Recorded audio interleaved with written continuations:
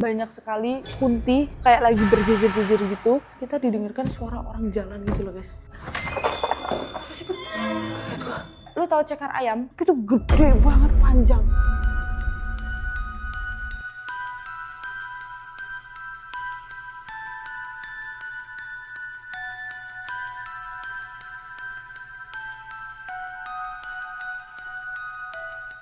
Bismillahirrahmanirrahim, kita mau masuk ke dalam rumahnya, tapi ini ditemenin dulu sama bapak penjaganya karena katanya di dalam ada ODGJ yang tinggal di dalam sini guys. Gue tidak mau mengganggu juga, jadi ini kayak survei dulu, ditemenin sama bapak penjaganya langsung. Namanya siapa pak ODGJ-nya? Nungki. Paling nanti pun juga kalau misalnya dia ada ya kayak gitu kan kemarin saya bilang, oh enggak, dia enggak kayak. Paling kalau misalnya dia nanya siapa, terus ya Anda siapa, cuman gitu doang aja kok. Oke. Enggak dia nggak ini. Oke. Hai guys, kembali lagi di video Putri Erika. Di video kali ini gue berada di rumah mewah yang sudah terbengkalai kurang lebih 15 tahun guys. Karena rumah ini udah terbengkalai 15 tahun, jadi kondisinya sudah sangat memprihatinkan. Rumah ini tuh pemiliknya adalah orang India guys, tapi masih belum diketahui pasti kenapa rumah ini ditinggalkan begitu saja sampai sekarang. Bahkan pemiliknya yang orang India itu tidak pernah nengokin rumah ini guys. Kawasan rumah ini tuh ada di kawasan elit Jakarta Selatan. Kalian tau gak, pas gue masuk ke dalam rumah ini tuh kayak gue takjub, ini rumah gede banget. Rumah mewah di kawasan mewah, udah bayangin aja semahal apa ini rumah zaman dulu gitu. Penjaganya tuh tadi juga ngomong kalau nggak tahu ini keluarganya juga nggak pernah ada yang datang ke sini. Jadi ini 15 tahun tuh bener-bener lost, nggak ada yang pernah datang ke sini guys. Luas dari rumah ini tuh ada 930 meter, hampir 1 hektar lah ya. Dan ini tuh tingkat berapa gue nggak tahu, ini tingkat 2 apa tingkat 3. Tapi yang pasti rumah ini tuh luas banget. Dan dulunya ini tuh menggunakan AC sentral. Dan yang bikin gue menarik adalah di salah satu jendela rumah ini ada tulisan kalau koruptor harus mati. Dan yang kedua yang bikin menarik di rumah ini adalah di dalam rumah ini ditinggali oleh seorang ODGJ, udah bingung harus tinggal di mana. Kayak warga setempat menempatkan dia di rumah ini untuk sekalian ngejaga rumah ini biar hawanya itu tetap hangat. Namanya rumah ya, kalau udah ditinggal lama itu pasti hawanya dingin, anyep, hancur, rusak, lembab, dan sebagainya. Mungkin kalian yang pernah ke tempat kosong atau tempat terbengkalai pasti relate sama apa yang gue omongin. Kalau kalian datang ke tempat yang kosong atau terbengkalai, itu pasti hawanya itu bener-bener dingin banget guys. Sekarang udah jam 11 malam ya, semakin malam energinya pasti akan semakin kuat. Gue bakalan menyelusuri semua rumah ini, jadi kalian harus nonton video ini dari awal sampai akhir ya guys.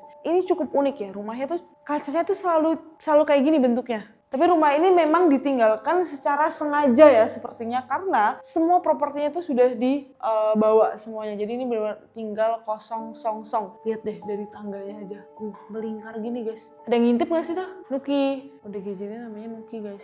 Gua nggak tahu dia lagi ada di mana, ataukah di lantai atas atau di mana. Tapi nanti kalau ketemu ya kita harus tetap sopan ya. Ingat ya pesan gue, dimanapun kalian berada harus tetap sopan karena kita nggak tahu sedang berhadapan dengan siapa. Di sini ada beberapa kamar yang dimana kayaknya tuh nggak bisa kebuka gitu. Jadi kita nggak akan pernah tahu isi dari kamar tersebut guys. Ini juga di sini di bawah tangga ini ada kamar. Oh ini bisa terbuka ini. Apa dibuka sama Nuki? Ini bisa terbuka ini. Ini tadi udah gue sempat buka sedikit.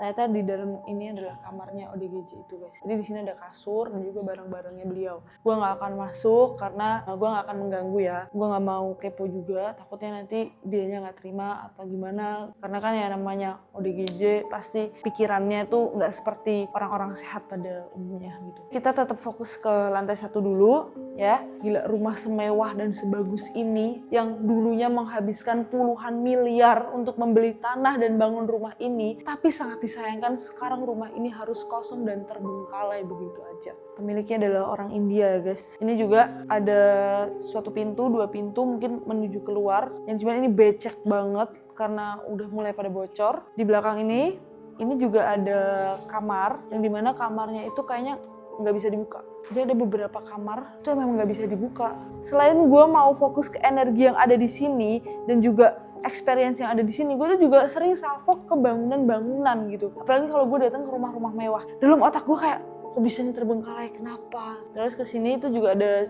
pintu dan sofa yang dimana pintunya juga tidak bisa kebuka. Itu juga ada pintu. Nanti gue bakalan ceritain hal mistis apa yang terjadi di dalam rumah ini. Tapi gue nyeritainnya mungkin di lantai 2 aja ya guys. Jadi kalian harus tetap stay di video ini. Makasih buat kalian yang udah selalu nonton. Kalian nonton video ini lagi ngapain? Coba dong kalian tulis di kolom komentar. Nanti gue bakal ceritain kejadian-kejadian mistis yang pernah terjadi di rumah ini di lantai 2.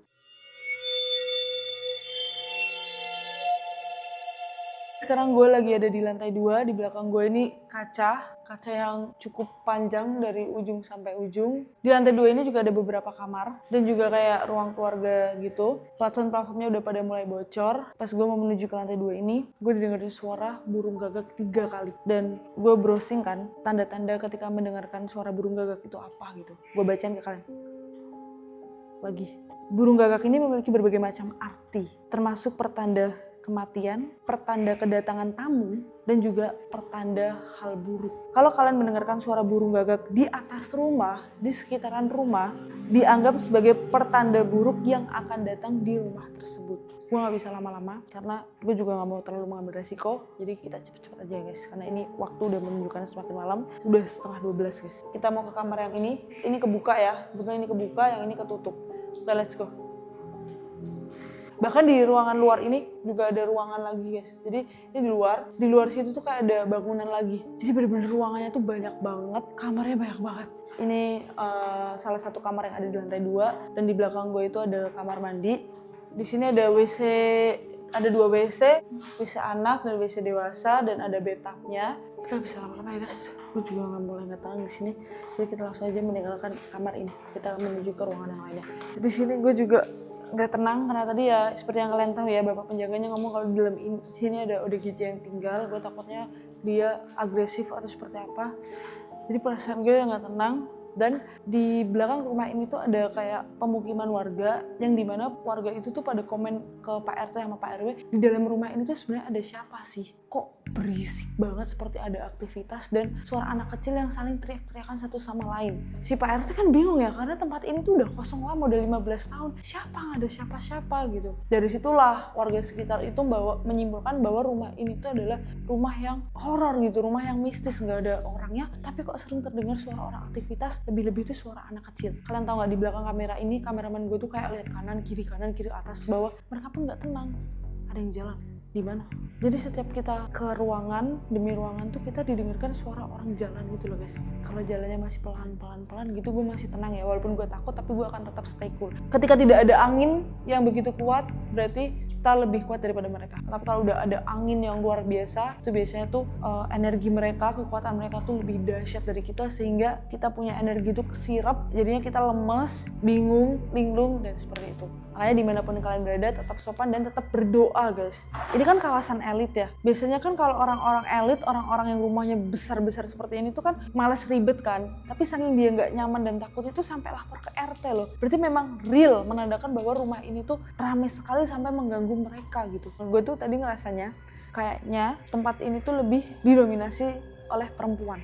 Anak kecil yang dimaksud warga sekitar itu adalah anak dari perempuan-perempuan yang ada di sini gitu. Tapi ya mereka tidak terlihat gitu. Tangganya aja kayak penuh misteri gitu. Karena di setiap lorong dan setiap ruangan ini tuh kayak mengandung banyak misteri gitu guys. Kalian tau gak sih, orang-orang old money, orang-orang yang kaya raya banget, itu pasti banyak sekali rahasia-rahasia yang bahkan keluarganya sendiri nggak tahu gitu. Pasti ada alasan khusus, alasan tertentu yang ngebuat rumah ini tuh harus dikosongkan. Atau memang sengaja, atau memang ya karena dia udah balik ke negaranya, kita nggak ada yang tahu. Jadi masih banyak kemungkinan terjadi yang ngebuat rumah ini kosong dan terbengkalai. Tapi memang sangat disayangkan, tapi memang begini adanya. Ini ada kamarnya gede banget guys.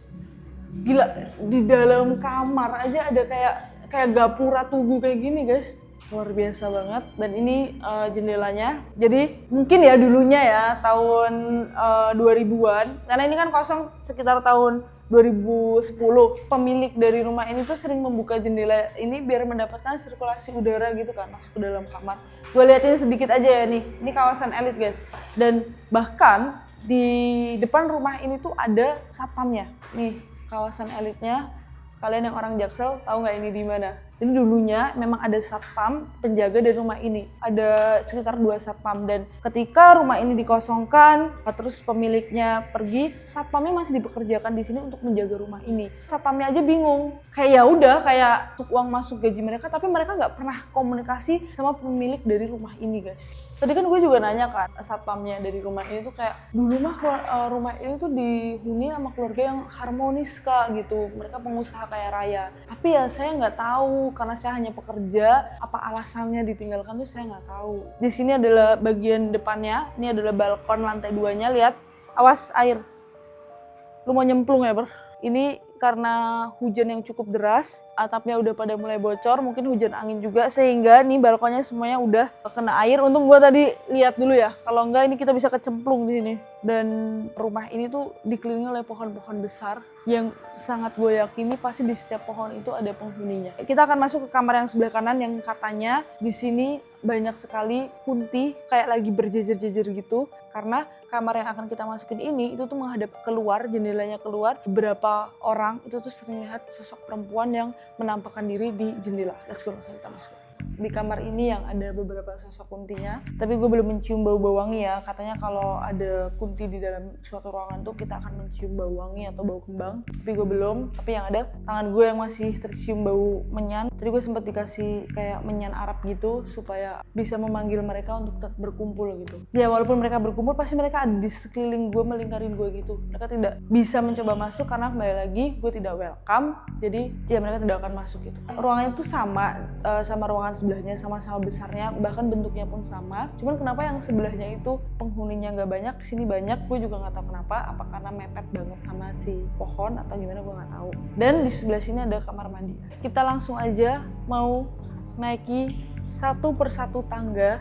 Ini kayak proses kehidupan guys, step by step, naik satu-satu, dan kita akan mulai ke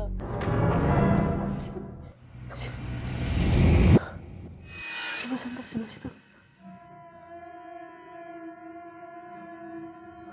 Kenapa ya? Kaget gua. Gue nggak jadi ke lantai 3 karena di sela-sela ini loh guys, di sela-sela ini tadi gue kaget kan, gue literally kaget. Even gue nggak takut, tapi kalau gue ngeliat sesuatu gue pasti langsung kaget dulu. Refleks pertama itu gue kaget, kalau nggak nge-freeze. Gue ngeliat kayak, lu tahu cekar ayam? Kayak ini 5 jari, tapi jari yang ini tuh kayak berdarah. Terus yang ini berdarah, jadi kayak cuma 3 jari gini, tapi tuh gede banget, panjang. Kayak gue kaget. Gue pas gue gini nggak ada apa-apa. Real, gue kayak liat gini, ini tuh kayak darah, kayak potong setengah gitu. Ini gini, habis ketemu Mas Rio apa gue jadi bisa ya? Kaget sumpah demi Allah. Selamat menunaikan ibadah puasa, semoga dengan video ini menemani puasa kalian, semoga kalian juga terhibur dan kalian merasakan sensasi apa yang gue rasakan di sini. Jangan lupa like, comment, share, dan juga subscribe. Semua video yang kalian tonton, semoga kalian bisa mengambil hikmah dari semua kisah yang pernah ada. Gue udah enough, gue udah lemes banget, energi gue bener-bener terkuras banget di sini. Jadi kita langsung aja pulang. Ini kita mau menuju ke pintu keluar. Kita lagi mau mencari pintu keluar. Iya, lewat situ.